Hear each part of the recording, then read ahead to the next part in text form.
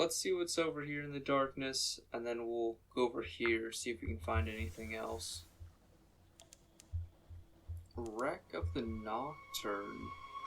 There seems to be a dock here, although the music just got really freaking spooky. Oh, those are spiders. Oh, I hate that. Shrouded with shadows, wrapped with webs. The wreck of the Nocturne. The webbed hull of this once proud vessel refuses to be dragged beneath the black waves. Aboard this vessel, empty mausoleum, I would need a foxfire candle. Superstition of the Z, even cynical sailors pause before ransacking half-drowned vessels.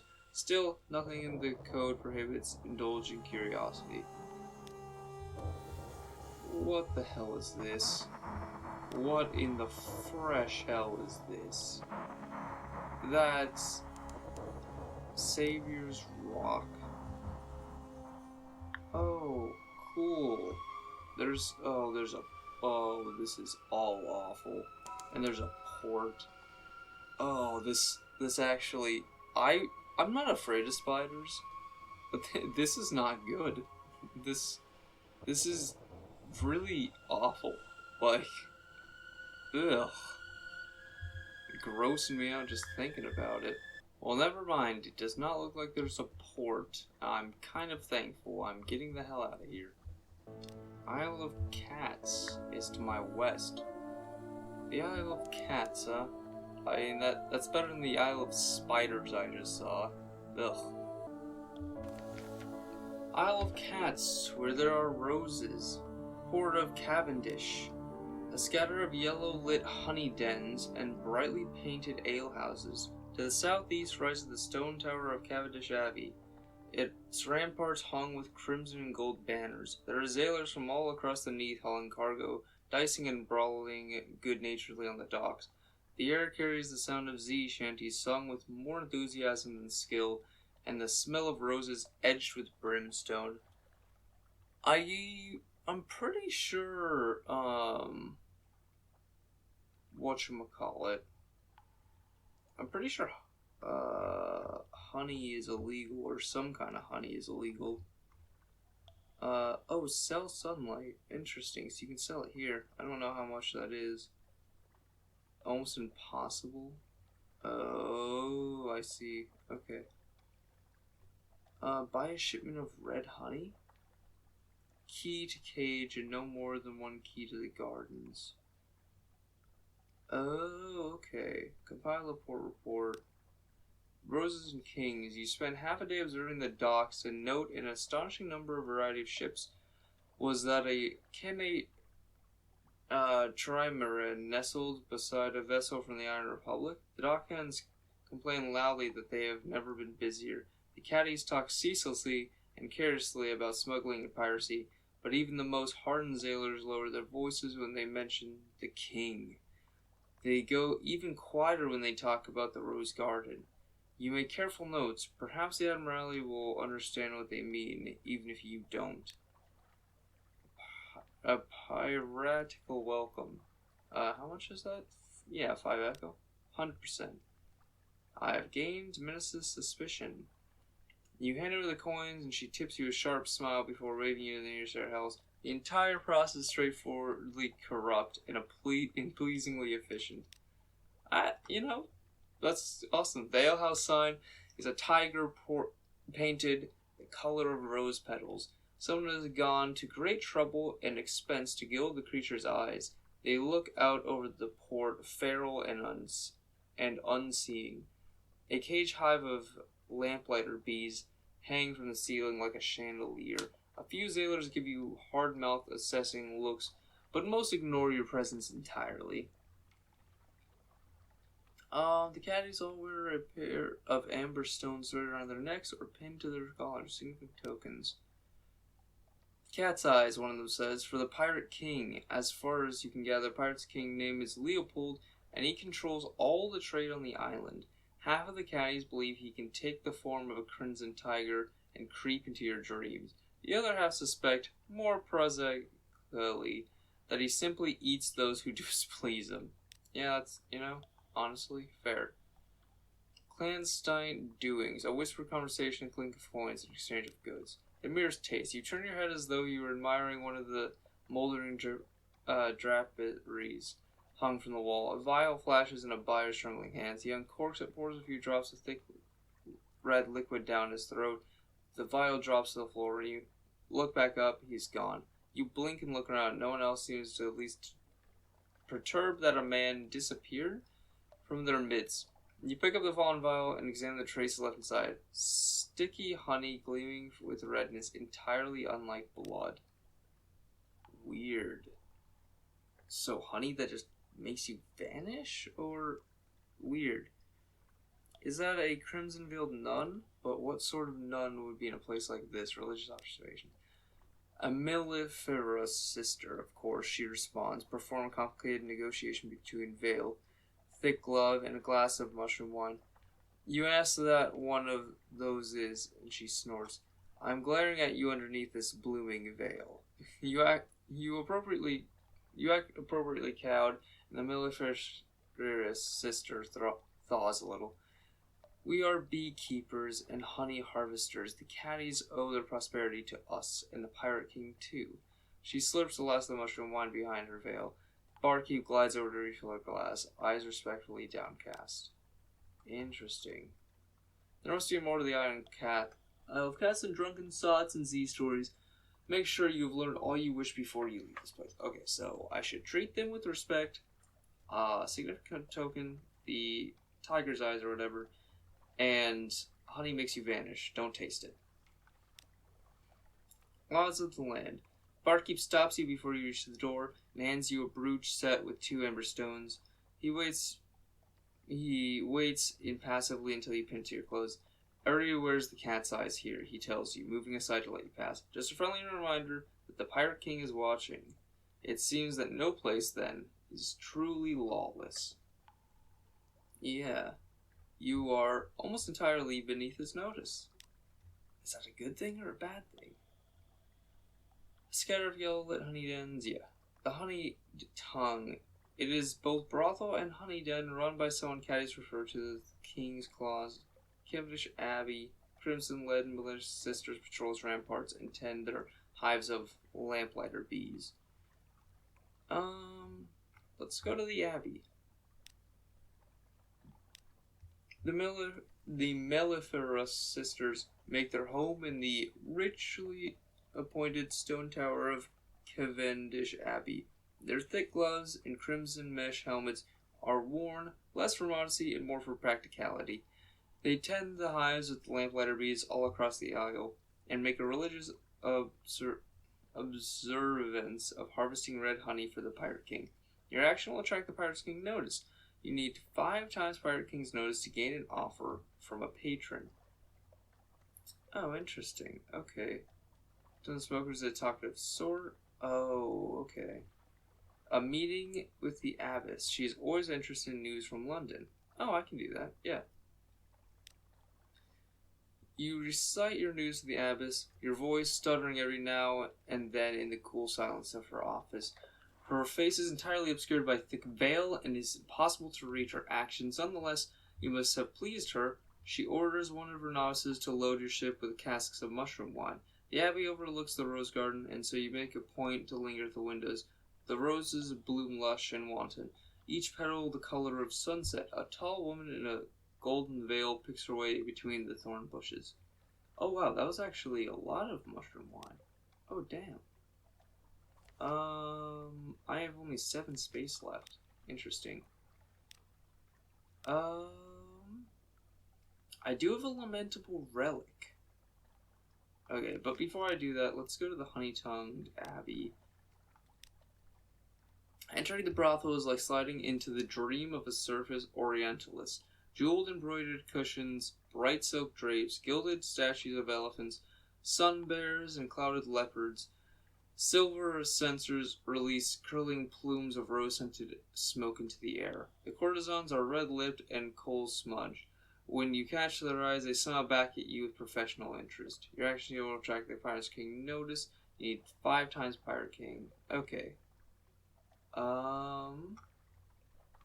Ask what red honey is. You know, of course, only the particulars may have slipped your mind. It's fair. One of the nearby courtesan's eyebrows drifts infinitesimally, but his reply is practiced. When lamplighter bees suck the nectar of the crimson stain of the exile's rose, they are driven to madness. They enter the brains of humans and harvest their memories. He shudders as though imagining the process himself. Those memories are instilled in red honey. Each sip is a burst of memory on the tongue. Deliciously awful, isn't it? He flutters his dyed feather fan. Interesting. Okay. Comfort a Z-Captain. A Z-Captain is weeping gently in a courtesan's bosom, muttering of her lost crew in rose gardens. They're all tending the gardens now, she wails and begins to weep again. My poor crew, you wait for a hitch in the sobs and inquire further. It is a slow, delicate business in drawing the answers out of her, but you are nothing if not perseverant. It seems her crew was conscripted by the Lady of the Gardens, and that her duties are something far worse than horticulture. You believe her reciting the names of her lost sailors and condemning them to salt mercy. Okay, interesting. Oh, can I just do that again? Yeah, I'll do that again. Hell yeah. That's like less than a secret, I think. Yeah, that's like a portion of a secret. Yeah. And it's the same thing. Alright, I can't do it again. Perhaps not. Let's go to the Abbey. It's either 7 fuel. Okay, so do I have enough fuel? I do have enough fuel. I could give fuel, and then after I'm done here, straight up to Mount Palmerston, because they actually have really cheap fuel. So I could give fuel, and then after I'm done here, head straight up there and buy fuel, because I have more than enough supplies to make that trip, and then make the trip all the way back to the Iron Republic and Melting Isles. Once I buy like 10 or 20 fuel. Yeah, that'll be really cheap. Yeah, so let's do that. Or Lamentable. No, because no, I don't want to give the Lamentable artifact because that seems actually pretty hard to get. Fuel seems pretty cheap, like, all things considered. I don't want to buy it here, though, because that's awful. Yeah, okay. Let's do this. The sister tells you that the Pirate King went to Abbey Rock 50 years ago and asked the abbesses to send some of her novices to Port Cavendish. You ask why, and she shakes her head. The better question is, why did the abbesses send her precious novices to a place like this? You suggest a hefty bribe, or perhaps a coercion. The sister cackles harshly. The Sisters of the Rock respect strength of arms, which of course the Pirate King knew only too well. He challenged the abbess to a duel, and won. She didn't have much of a choice then. She cackles again. Ask our abbess if you don't believe me. She was one of those very novices sent across the sea. Alright, well, fair. The Lady of the Gardens offer. Her name, she says, is Zyra. You should use it. We have not met, have we? No, this is definitely the first time, but, The Lady of the Cages shakes her head sharply. Best to proceed as if it is the first, don't you think? A veil of gold mesh obscures only her eyes, leaving her glistening and bitten lips bare. Perhaps 100 small silver keys jangle in a bunch at her left hip. Oh, yeah, it does say perhaps. I think we should be friends. I'm very important, you know. Or I was. No, still am. She pauses. Yes, I'm quite sure I still am. It will always be useful to be friends with important people, even if they're hazy on the subject. You may only have one patron on the Isle of Cats. Okay. She's the person who runs the entire honey business. That seems pretty important. So I'll go with her. You should come back last Tuesday for another little chat. She pauses and huffs. No, that's not quite it. Ahem, come back soon? Another time. Pick a good one. There aren't enough of those. That was Probably a dismissal? An occurrence. Your Isle of Cats Lady of the Cage's patron is qualities 1. Accepted Zyra's patronage. Requests from Zyra. When you enter, the Lady of Cages is sitting on the windowsill staring out at her gardens. On the desk is an open casket. Within are 10 gleaming vials of red honey, carefully packaged, freshly harvested by the mellifluous sisters. Touch them, go on. They're still warm to the honey spitter. Zyra turns toward you. They're for the merchant venturer over in London. You'll take them for me, won't you? Unless you already have. No, clearly not. No. You are hardly squeamish about smuggling red honey. If you change your mind, you can always turn the shipment over to the Admiralty instead. I mean, I can just pay them off with the favors I have, to be honest. Sure. Do say hello to the merchant venturer for me, won't you? He was such a awful child. Zaria's lips curve into something like a smile. I drank the memories of someone that went to school with him. You must make some sort of sound, because she gives you a little shrug. I like to know my business partners. It was Leopold's idea, of course. He's very thorough. You're smuggling a prescribed cargo of red honey. Your occurrence. Smuggling it to the adventurer. Okay. Yeah. I guess I'll head off. That seems like a bad idea. Yeah. I'm not gonna do that. Okay. Let's unpause. Let's go to Mount Palmerston, and then we'll go back to Fallen London. Because we need some more fuel. Now I'm looking at how fast we chug through it. I am questioning if 7 was actually enough. The crawling stars. The lookout shouts. Far above, the false stars in the cavern roof are shifting. A rare and ominous event. What now? 50-50. Sure. You were fortunate. You lost 5 terror. The bad is luck. Yeah, we've seen that one before. Look at that. Oh, good lord. No. Go away. Go away. No, don't do it. Oof. Ow. Actually, that didn't hurt that bad. Stop trying to shoot me. Stop. No, go away. Try to break some line of sight here. There you go. Go find something else to do. Jeezums. I'm surprised you can even see me. Oh, good gracious. Ow. Alright, he gave up. Thank God. Thank God he wasn't an actually dangerous ship. Because there are a lot worse things to be chased by. Looks like I found some sort of port over here. I might as well stop real quick. It's called the Grant Pole? Is that what it says? Something like that. Ah, the Gant Pole. I see. And there does seem to be a dock over here. Look at that. Alright, coming in for a dock. A shell as big as a wild dream. The Shellonate. Waves lap the slabby sides of a vast turtle shell, bigger than any cathedral. Shellonites loft at wooden docks around the shell sides, staring solemnly. Lamps hang like decorations in a festive butcher's window. All around you, the sea is rank with scraps of ancient flesh. Ew, gross, it's a giant dead turtle. Shore leave. That is a bad idea. I'm not going to do that. Obtain doomed monster hunter.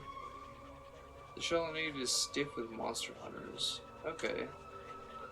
I can't compile a port report. How does one express this very striking smell? The limits of meaningful expression. No matter what details you try to record, the stench creeps in around the edges of the sentences. The Shellonites, watching despite the reek, move in among the miasmic scraps of long-abandoned monster carcass. Frequent duels where the stink is thickest. Alright.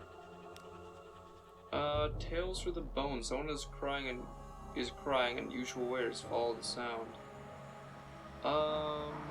Sure. Someone is crying and usual wares. A scrawny man squats beneath a gnawing, gant-colored whale skin.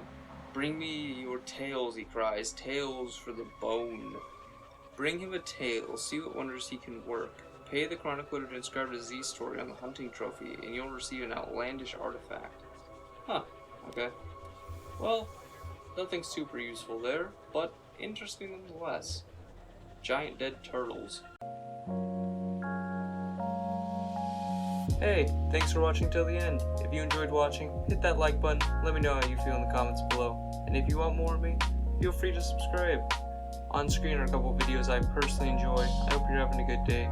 Take it easy.